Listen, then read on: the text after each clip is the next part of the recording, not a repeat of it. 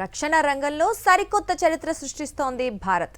శత్రువుల గుండెల్లో వణుకు పుట్టించే అగ్నిశిరీష క్షిపణులు దేశానికి రక్షణ కవచాలుగా మారుతున్నాయి.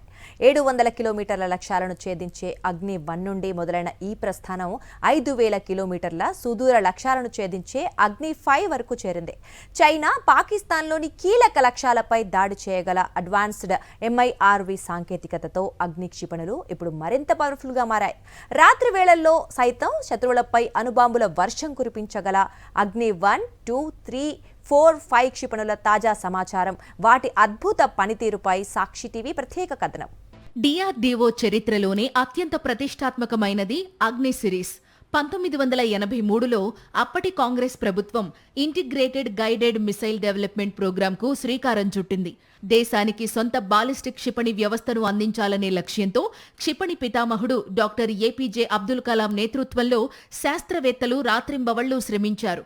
1989 మే 22న మొదటి అగ్ని క్షిపణిని విజయవంతంగా ప్రయోగించింది భారత్. ప్రపంచ రక్షణ రంగంలో భారత్ ఒక సూపర్ పవర్గా మారేందుకు ఈ రోజునే తొలి అడుగు పడింది. అగ్ని శ్రేణిలో అధికారికంగా సైన్యంలోకి చేరిన మొదటి ఆయుధం అగ్ని-1.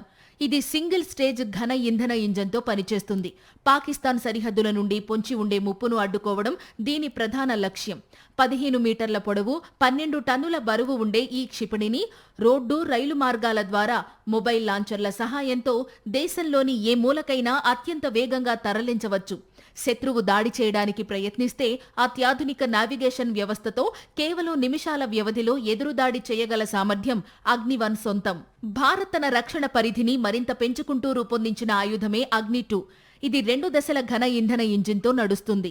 దీని పరిధి 2000 నుండి 2500 కిలోమీటర్లు. పాకిస్తాన్లోని ప్రతి మూలతో పాటు చైనాలోని దక్షిణ, మధ్య ప్రాంతాలు ఈ క్షిపణి పరిధిలోకి వస్తాయి.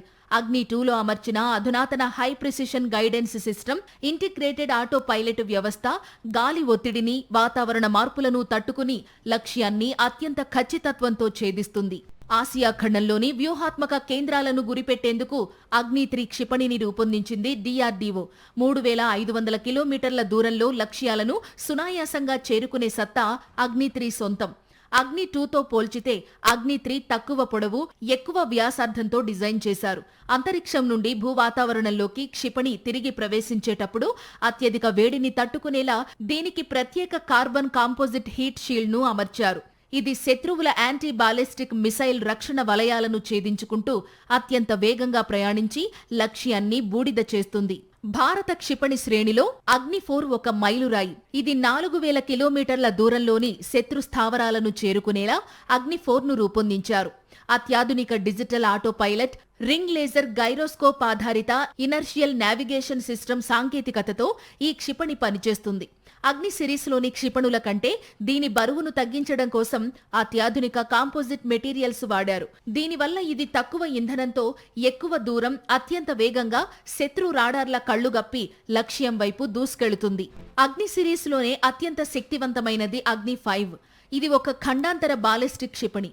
3 దశల ఘన ఇంధనంతో నడిచే ఈ క్షిపణి 5000 కిలోమీటర్ల కంటే ఎక్కువ దూరంలోని లక్ష్యాలను సులువుగా చేరుకునే సామర్థ్యం అగ్ని-5 సొంతం. చైనాలోని హార్బిన్ నగరంతో పాటు ఆసియా, ఐరోపా, ఆఫ్రికాలోని కొన్ని ప్రాంతాలు కూడా ఈ క్షిపణి పరిధిలోకి వస్తాయి. అగ్ని-5 క్షిపణి చరిత్రలో అత్యంత కీలకమైన వ్యూహాత్మక మైలురాయి మిషన్ దివ్యాస్త్ర. భారత్ ఇటీవల ఇందులో MIRV సాంకేతికతను విజయవంతంగా పరీక్షించింది. సాధారణ క్షిపణి ఒకే ఒక బాంబును తీసుకెళ్తే MIRV సాంకేతికత కలిగిన అగ్ని-5 ఒకేసారి పలు అణుబాంబులను మోసుకెళ్తుంది.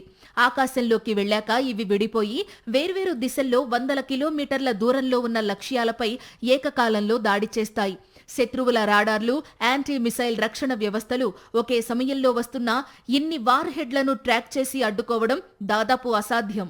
అగ్ని-5 MIRV విజయంతో America, Russia, China, France, Britain వంటి అగ్రదేశాల సరసన భారత్ నిలిచింది. చైనా, పాకిస్తాన్ సరిహద్దుల నుండి పొంచి ఉన్న ద్విముఖ వ్యూహాత్మక సవాళ్లను తిప్పికొట్టడానికి, శత్రువు మనపై దాడి చేయకుండా ముందే భయపడేలా చేయడానికి ఈ అగ్ని క్షిపణులు భారత్కు ఉపయోగపడతాయని రక్షణ రంగ నిపుణులు చెబుతున్నారు.